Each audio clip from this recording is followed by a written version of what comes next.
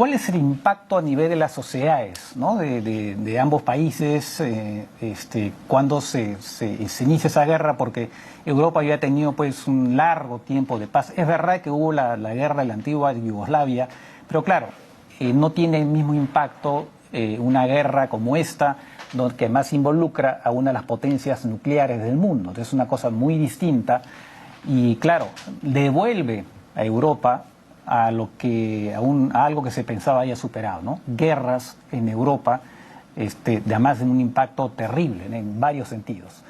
Por favor, embajadora, ¿qué nos puede decir? Buenas tardes, muchísimas gracias, Francisco. Sí, en unos días, en muy poco tiempo, se va a cumplir prácticamente un año del inicio de esta guerra cruel, injustificada, prácticamente una agresión militar sin ningún escrúpulo en contra de la población civil. Y hablamos de decenas de miles de personas que han fallecido, incluso niños. Ahora se habla, por ejemplo, de miles de niños ucranianos que prácticamente están robados y enviados a Rusia en campos de reeducación. Bueno, ¿cómo ha vivido Rumanía? Al inicio, obviamente, con miedo, con terror. Tener una guerra a la frontera no es simple. Después de varias décadas de paz, cuando pensábamos que este tipo de agresión no será posible, que hemos superado esta lógica bélica. Entonces, al inicio la población civil se asustó mucho, más que todo las regiones de la frontera, porque en la noche se escuchaban los aviones, las bombas, incluso yo nacido en una ciudad bastante cerca de la frontera. Entonces, las primeras semanas, los primeros meses fueron más tensos. Luego es cierto que la sociedad se calmó un poquito y toma las cosas con más cabeza fría. Y somos muy concentrados en este momento en cómo apoyar a Ucrania en todas las formas posibles. De acuerdo. Sí.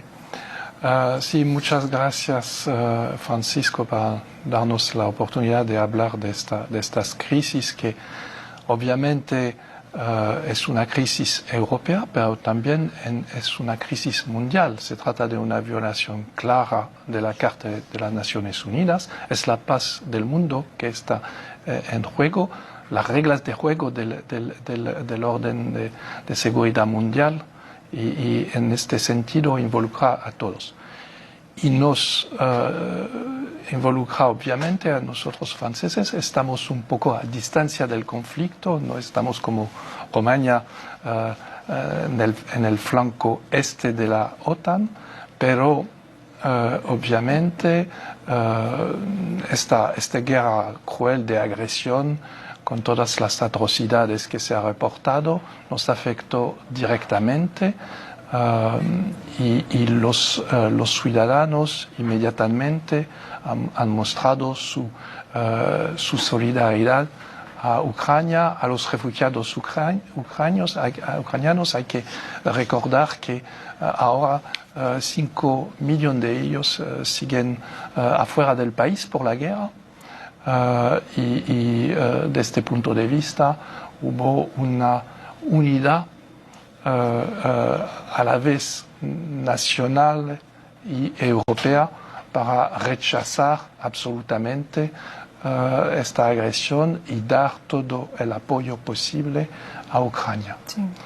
Y eso yo creo es muy importante. Cuando se habla del impacto de la guerra, hay obviamente diferentes dimensiones.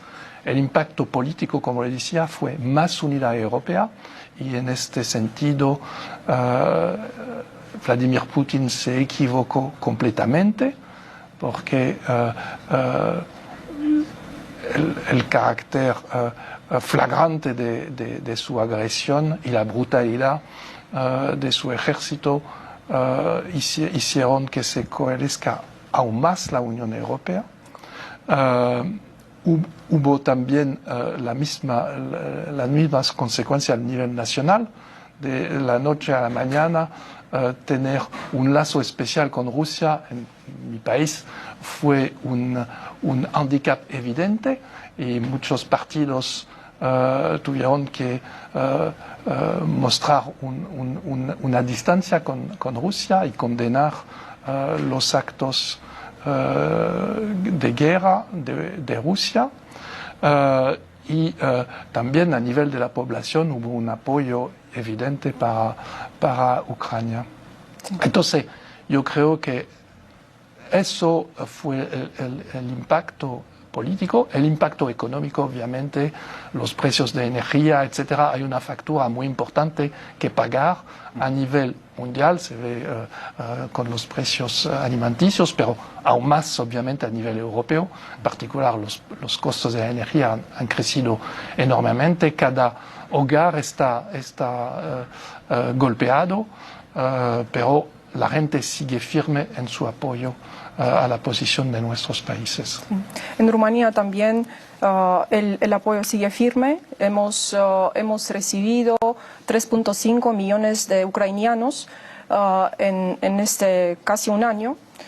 Todos han recibido alojamiento gratuito, servicios médicos gratuitos, educación, un puesto de trabajo si han querido, apoyo financiero. Algunos han seguido con sus cursos hacia otros países europeos, otros se han quedado en Rumanía porque están más cerca de sus familias, de sus casas, de sus vidas. Reciben mucho apoyo psicológico porque hablamos en la mayoría de los casos de mujeres con niños, mujeres que han perdido a sus esposos y que viven un drama, tienen un trauma psicológico muy fuerte. Aparte de este apoyo, Rumanía ha enviado, obviamente, ayuda humanitaria directamente a Ucrania. Hemos abierto varios nuevos puntos de aduana. Ayudamos a Ucrania a que pueda exportar sus granos, porque pasan por Rumanía y por el puerto de Constanța y luego salen a sus países de destino.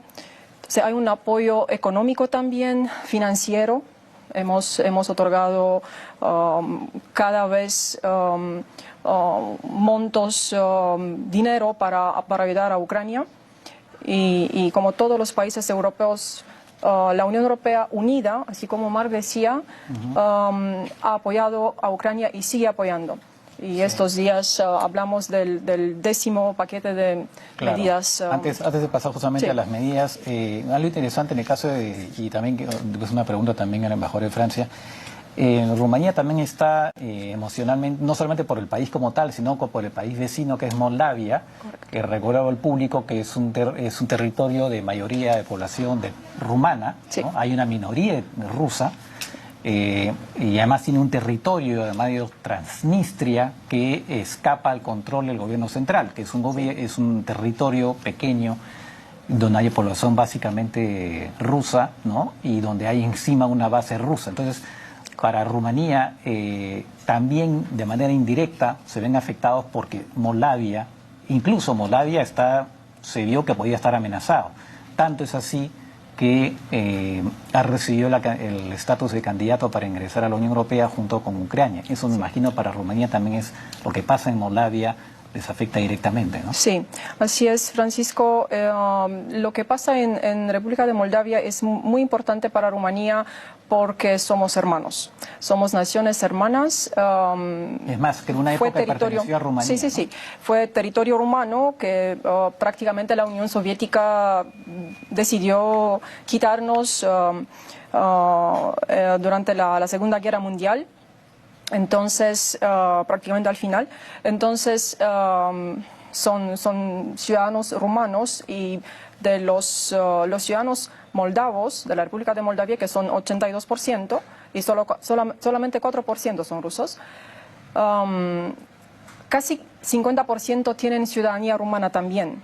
Entonces, obviamente, el interés de Rumanía en Moldavia es muy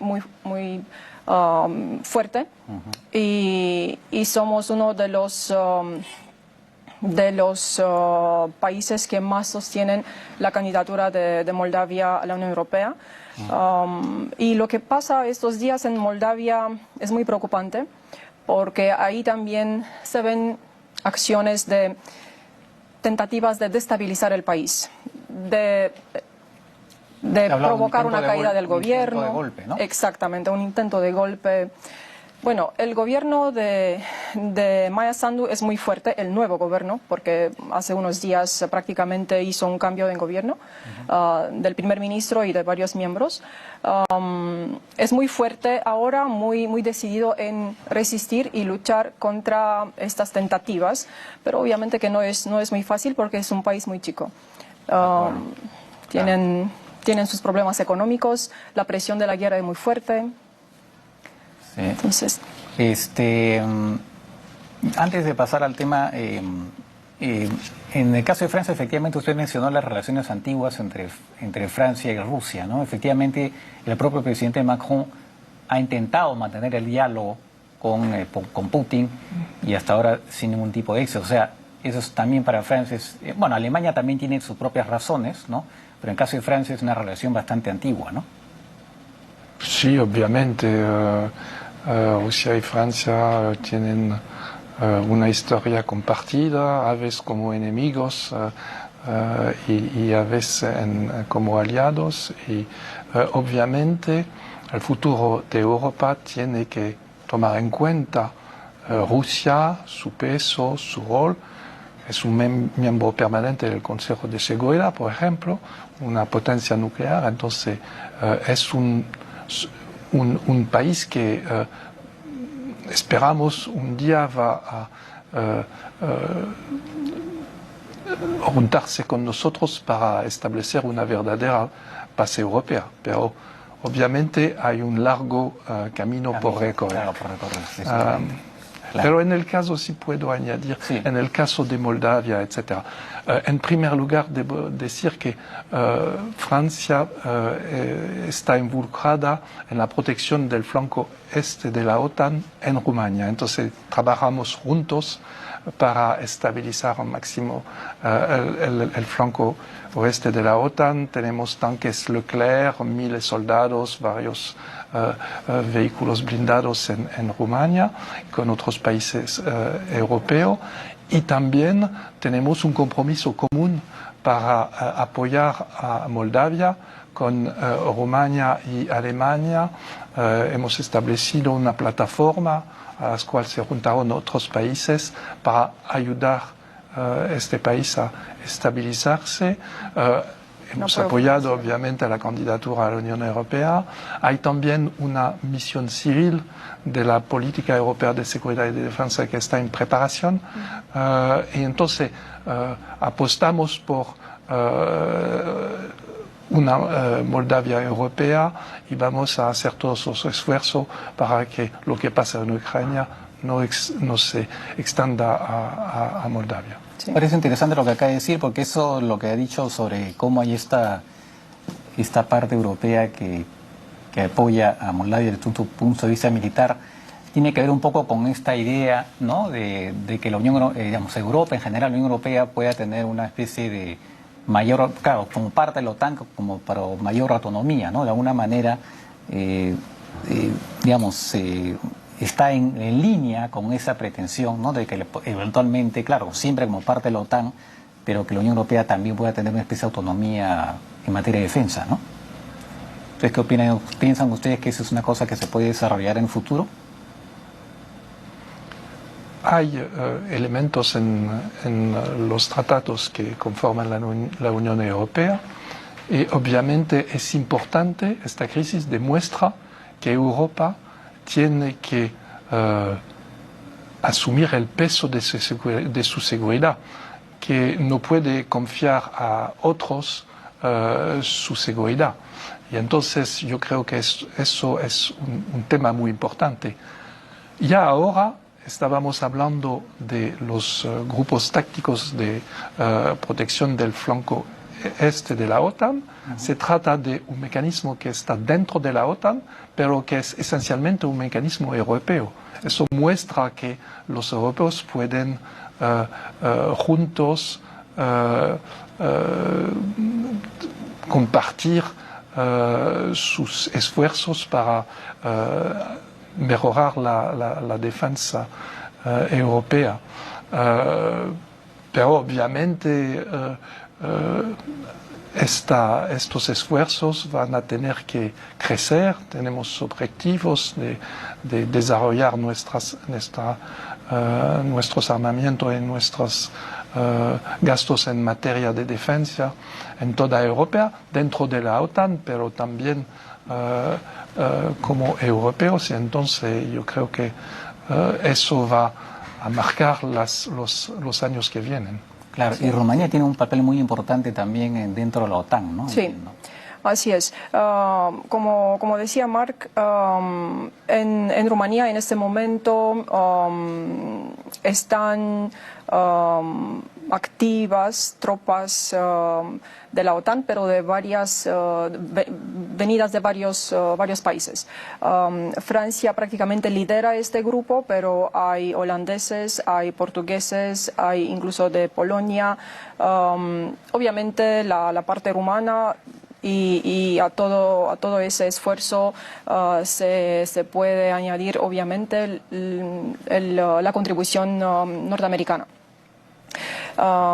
Intentamos en este momento coordinar todos estos esfuerzos para una defensa propia del flanco este, que en este momento es el más expuesto, y Rumanía hace muchos años llamaba la atención de que la zona del Mar Negro es una zona muy delicada, muy complicada, con conflictos, con un potencial agresivo muy fuerte.